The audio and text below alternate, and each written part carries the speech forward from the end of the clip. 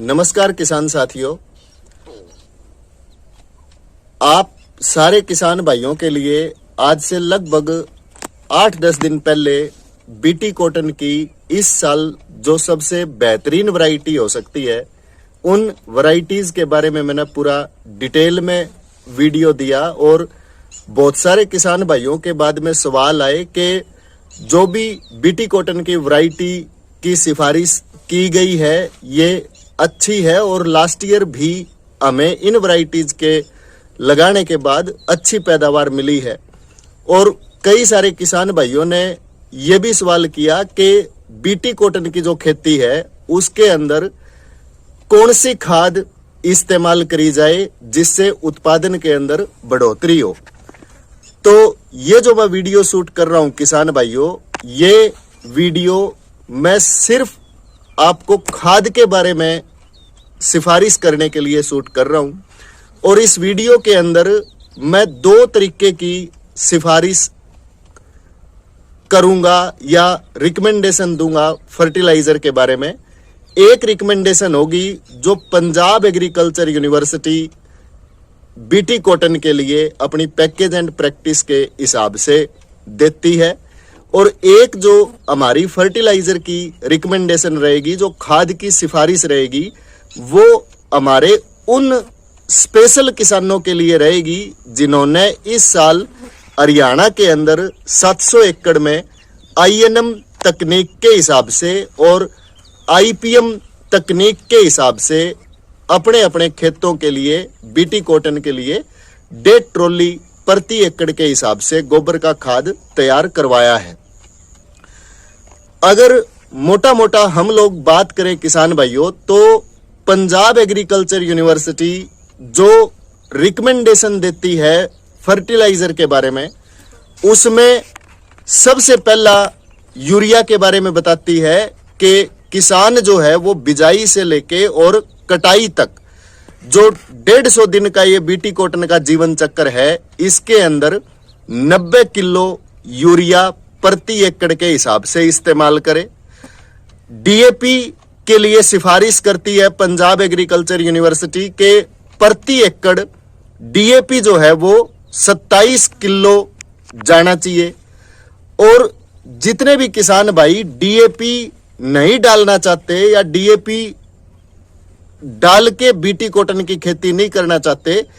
उन किसान भाइयों के लिए पंजाब एग्रीकल्चर यूनिवर्सिटी डीएपी के बगैर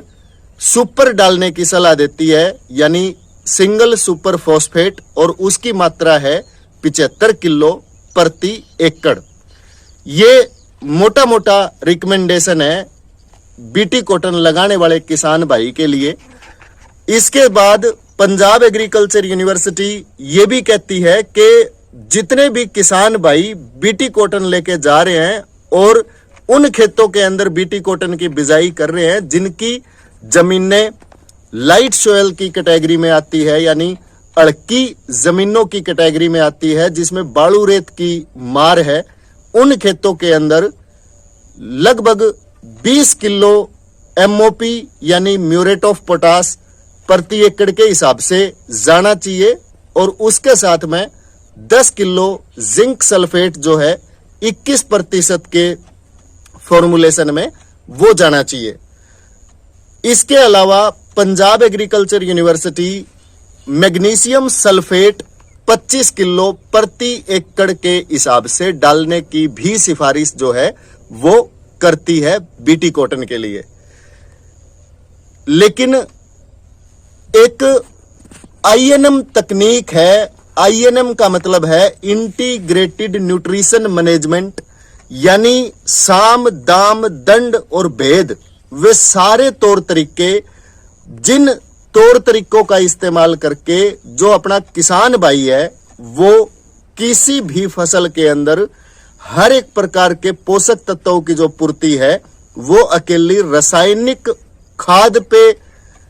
पूरी ना करके अलग अलग तरीकों से पोषण का संपूर्ण प्रबंधन करे, इस तकनीक को आईएनएम तकनीक बोला गया है, यानी इंटीग्रेटेड न्यूट्रिशन मैनेजमेंट बोला गया है। तो जितने भी किसान भाइयों ने इस साल हमारी रिकमेंडेशन के हिसाब से गोबर का खाद तैयार करवाया है फरवरी और मार्च के महीनों में, उनका लगभग जो गोबर का खाद है वो पूरा का पूरा 100% बायोडाइजेस्टेड हो चुका है। उन खेतों के अंदर हमारी जो रिकमेंडेशन रहेगी खाद की वो थोड़ा इस तरीके से है किसान भाइयों। जिस टाइम पे आप कॉटन की बिजाई करें, कॉटन की बिजाई करने से पहले अच्छे तरीके से गला हुआ जो अपना गोबर का खाद है जो आपने तैयार कराया है, उस गोबर के खाद को आपने लेके जाना है 1.5 ट्रॉली प्रति एकड़ के हिसाब से। उसके बाद आप बिजाई करें तो ज्यादातर जो किसान भाई है उनका ये कॉमन ट्रेंड है कि वो 10 से 15 किलो डीएपी या 5-7 किलो 10 किलो डीएपी जो है वो बिजाई के अंदर ही डाल के और कर देते हैं। हम लोगों की रिकमेंडेशन है कि उन खेतों के अंदर आप डीएपी का इस्तेमाल ना करें। डाई अमोनियम फॉस्फेट डालने की बजाय आप सीधा खेत के अंदर 1.5 ट्रॉली 1 एकड़ की डाल लें गोबर का खाद, और उसके बाद में आप सीधी बिजाई करें। और जब आप बीटी कॉटन की फसल में पहला पानी लगाएं और जब आप हड़वा करें, उस टाइम पे आपको खाद जो रासायनिक है वो लेके जाने की जरूरत है। और उस टाइम पे इंटीग्रेटेड न्यूट्रिशन मैनेजमेंट यानी आईएनएम तकनीक के हिसाब से आपको जो खाद लेके जानी है किसान भाइयों वो लेके जानी है। एक तो SSP single super phosphate 20 kilo प्रति एकड़ से लेके 25 किलो प्रति एकड़ के हिसाब से। अगर आपकी जमीन रेतीले एरिया में है वहां पे आप अगर लेके जाना चाहें तो साथ में पोटास जो है अपना एमओपी जो खाद है वो 15 किलो से लेके और 20 किलो प्रति एकड़ के हिसाब से लेके जा सकते हैं। इस साल एल नीनो है, आज से लगभग 2 दिन पहले ये क्लियर हो चुका है कि इस साल जून, जुलाई, अगस्त और सितंबर ये जो हमारे 4 महीने रहेंगे, इन 4 महीनों के अंदर बारिश लगभग 60% एरिया के अंदर किसान भाइयों को ऐसी भी दिखेगी जहां पे थोड़ा सूखे की मार हो सकती है।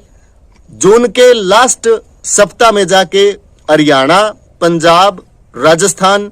पश्चिमी उत्तर प्रदेश का जो हिस्सा है वहां पे मॉनसून पहुंचना है। उसके बाद कुछ हद तक ठीक ठाक जो बारिश की संभावना है वो जुलाई के महीने में है, और बाद में अगस्त और सितंबर का जो अपना महीना है उसमें बारिश जो है वो काफी कम दिखा रखी है। और हरियाणा एग्रीकल्चर यूनिवर्सिटी से बीएससी ऑनर्स एग्रीकल्चर करने के बाद और पिछले 8-10 सालों का पेस्टिसाइड का एक्सपीरियंस होने के बाद, फील्ड की नॉलेज होने के बाद, मेरी आप सारे किसान भाइयों के लिए एक सलाह है कि इस साल जितना आप डीएपी का इस्तेमाल अपने खेत में कम करोगे, जितना आप इस साल यूरिया का इस्तेमाल अपने खेत में कम करोगे, उतना ही कम अटैक आपको देखने को मिलेगा रस चूसने वाले कीड़ों का, खास करके सफेद मच्छर। जुलाई, अगस्त और सितंबर ये जो आपके 3 महीने हैं, मैं एडवांस में आपको बता देता हूं किसान भाइयों, पूर्वा जो हवा चलेगी वो इन महीनों के अंदर ज्यादा चलेगी। और आप सारे किसान भाइयों को पता है कि जब भी कॉटन की खेती में पूर्वा हवा चलती है तो उस टाइम पे जो रस चूसने वाले कीड़े हैं, आपका सफेद मच्छर, आपका हरा मच्छर, आपके खेत में थ्रिप्स, और सफेद मच्छर की वजह से पत्तों के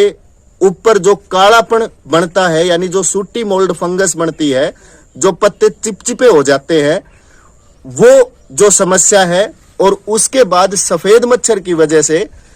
कॉटन के अंदर जो मरोड़िए की शिकायत है यानी लीफ कर्ल वायरस की जो शिकायत है वो इस साल आपको ज्यादा देखने को मिल सकती है। और जितना भी किसान भाइयों ये जो इंसेक्ट वर्ल्ड है, जितने भी प्रकार के कीड़े हैं, मैं आपको एक रिसर्च के बारे में बता देता हूं किसान भाइयों। पौधा चाहे कोई भी हो, किसी भी प्रकार का जो कीड़ा है वो पौधे पे अटैक करने से पहले, खेत में अटैक करने से पहले उसका सिलेक्शन करता है, जिसको होस्ट प्लांट सिलेक्शन जो है वो बोला गया है। और पौधे को, उसी पौधे को जो अपना कीड़ा है या जो अपने इंसेक्ट हैं वो ज्यादा फीड करते हैं, ज्यादा खाते हैं, जिन पौधों के अंदर नाइट्रेट उपलब्ध होता है और जिन पौधों के अंदर अमोनिया जो है वो उपलब्ध होता है। जिस खेत के अंदर अमोनिया यानी डीएपी और नाइट्रेट यानी यूरिया ज्यादा जाएगा तो उस खेत को हर एक प्रकार का जो रस चूसने वाले कीड़े हैं वो भी, और आपकी जो गुलाबी सुंडी है वो उसको सेंस करेगी, और सेंस करने के बाद में उस खेत के अंदर ज्यादा अटैक दिखाएगी। तो ये कारण है जिसकी वजह से हम लोग आईएनएम और आईपीएम तकनीक वाले खेतों में आपको डीएपी नहीं डालने की सलाह देने लग रहे हैं और यूरिया आपको नहीं डालने की सलाह देने लग रहे हैं। तो मोटा मोटा जो आपको खाद लेके जानी है उन खेतों में जिनमें आप जाइटोनिक गोधन से तैयार गोबर का खाद डाल रहे हैं, उनके अंदर आपको पहली पानी की स्टेज पे 20 किलो से 25 किलो सुपर और 15 किलो से 20 किलो म्यूरेट ऑफ पोटास यानी एमओपी जो है, इनका इस्तेमाल करना है। इसके अलावा किसान भाइयों, कई सारे किसान हमारे ऐसे भी हैं जो समय रहते जाइटोनिक गोधन से गोबर का खाद तैयार नहीं करवा पाए। तो ऐसा नहीं है कि जाइटोनिक गोधन से जिस किसान ने गोबर का खाद तैयार कराया है, ये खाद की जो सिफारिश है ये सिर्फ उसी किसान के लिए है, ऐसा नहीं है। अगर आप हमारे साथ अब भी जुड़ना चाहते हैं तो एक सलाह हमारी ओर है कि जब आप खेत के अंदर कॉटन की बिजाई करें किसान भाइयों, तो 50 किलो से 60-70 किलो बहुत ही बढ़िया गली हुई गोबर की खाद आपने लेनी है और 5 किलो जाइटोनिक एम जो एक बायो फर्टिलाइजर है उसको आपने उस गोबर के खाद के अंदर बहुत बढ़िया तरीके से मिलाना है और खेत में बिजाई करने से पहले वो खेत में छिड़क के, और उसके बाद भी आप इन खाद का इस्तेमाल कर सकते हैं। तो कहीं ना कहीं आप आईएनएम तकनीक पे जा सकते हैं इस टेक्नोलॉजी के माध्यम से, और आईपीएम तकनीक पे भी जा सकते हैं इस टेक्नोलॉजी के माध्यम से।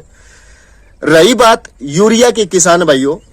तो अभी के लिए हम लोगों की जो रिकमेंडेशन है वो 0 यूरिया है, लेकिन अगर आगे हम लोगों को हल्की सी भी जरूरत महसूस होती है तो 20-30 किलो यूरिया जो है उसकी भी रिकमेंडेशन हम लोग आपको दे सकते हैं। यानी हर पानी के ऊपर 8 से 10 किलो यूरिया जो है उसका इस्तेमाल आप अपने खेतों में कर सकते हैं। फिलहाल के लिए ना है, क्योंकि आपने जो गोबर का खाद तैयार करवाया है किसान भाइयों, वो पौधे को जो पोषण देगा, जो पौधे को खुराक देगा, वो डायरेक्ट अमाइनो एसिड के तौर पे देगा और वो जीवाणुओं से भरी हुई गोबर की खाद होगी। तो अगर उसका खेत के अंदर इस्तेमाल आप करेंगे तो आप डीएपी बिल्कुल हटा सकते हैं, यूरिया जो है वो भी एक बार के लिए हटा सकते हैं। अगर रिक्वायरमेंट रहेगी तो आपको समय रहते इस चीज के बारे में भी बता दिया जाएगा। एक इंपॉर्टेंट बात मैं आप सारे किसान भाइयों के लिए और करना चाहता हूं। किसान भाइयों, जिस टाइम पे आप 15-20 किलो या ज्यादा से ज्यादा 25 किलो सुपर जब हड़वा के टाइम पे इस्तेमाल करेंगे और जब 15 किलो आप इस्तेमाल करेंगे पोटास यानी एमओपी, उस टाइम पे हम लोगों ने अपने खेतों के अंदर इस्तेमाल करना है ज़ाइटोनिक किट 5-2-1 की श्रृंखला वाली जो है, उसको पहले पानी के टाइम पर लेके जाना है। समय रहते फेरोमोन ट्रैप भी लगेंगे। इसके अलावा अगर आपका किसी भी तरह का कोई सवाल है, किसी भी तरह की अगर आपके मन में कोई शंका है, तो आप बेझिझक हम लोगों से बात कर सकते हैं, हम लोगों को बता सकते हैं। याद रखें, इस साल बीटी कॉटन टॉप पैदावार आपको देके जा सकती है, उसमें किसी प्रकार की कोई दो राय नहीं है। अगर आपने प्रॉपर तरीके से बीटी कॉटन को बिजाई से कटाई तक लेके गया, तो मैं पूरे कॉन्फिडेंस के साथ आप सारे किसान भाइयों को कह सकता हूं कि इस साल की बीटी कॉटन पिछले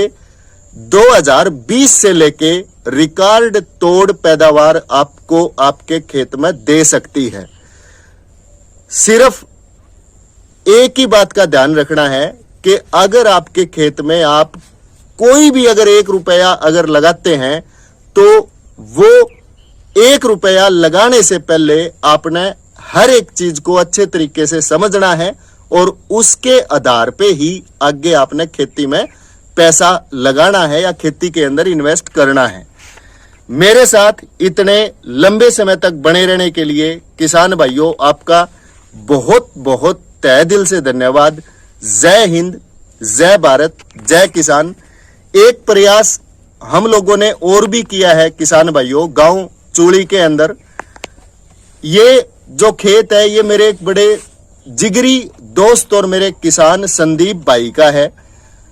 चूड़ी गांव के अंदर पहली बार हम लोग 5 एकड़ बीटी कॉटन के ड्रिप इरिगेशन के ऊपर लेके जा रहे हैं, क्योंकि ड्रिप इरिगेशन का इस्तेमाल अगर बीटी कॉटन की खेती के लिए होता है, तो उसमें पानी की भी बचत रहती है, खाद की भी बचत रहती है, और जो पैदावार है वो भी अपनी बहुत बेहतरीन निकलती है। तो इनके खेत में बीटी कॉटन ड्रिप इरिगेशन के ऊपर बिजाई से लेके और आगे कटाई तक का पूरा कवरेज जो है हम आपको समय समय पे देते रहेंगे। जय हिंद, जय भारत, जय किसान।